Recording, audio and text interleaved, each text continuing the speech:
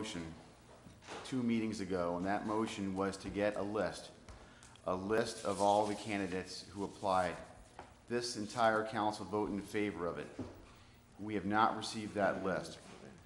An individual from the mayor's office tells us that list is not forthcoming and has repeated that assertion. And he says that the information that it's on there is personal, confidential, and it's not public record. Councilors, when we're sitting here to make a decision,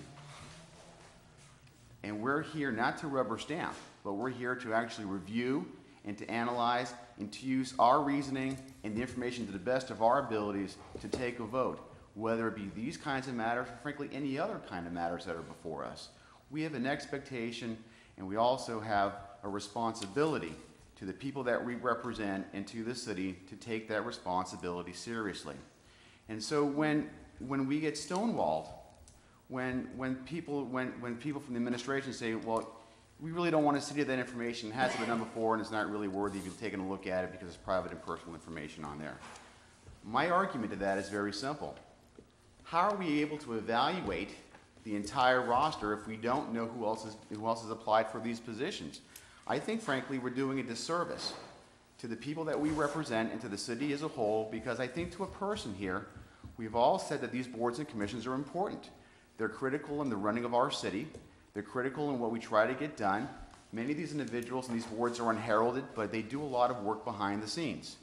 So if we agree that these boards and commissions are important, then isn't it incumbent upon us to know exactly what kind of individuals are applying for these positions?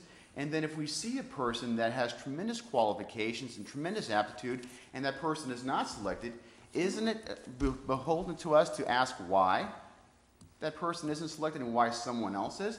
Isn't that our responsibility? Boards and commissions are important, and there's a reason why in the charter we have an opportunity to review them.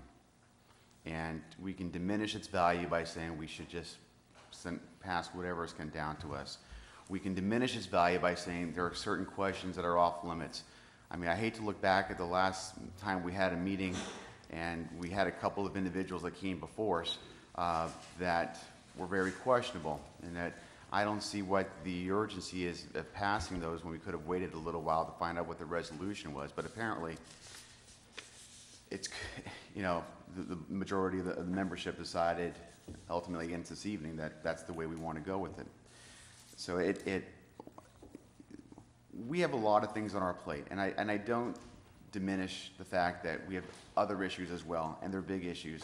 But let's not lose sight of the fact of our own responsibilities, and the roles of these individuals are important. And once they're on these boards and commissions, once we affirm them here, it's very difficult and near impossible to get them off. They work behind, they do a lot of stuff, and it's good, and we need to have not necessarily quantity in these positions, we need quality in these positions. I'm not impressed by the fact that every board and commission is filled.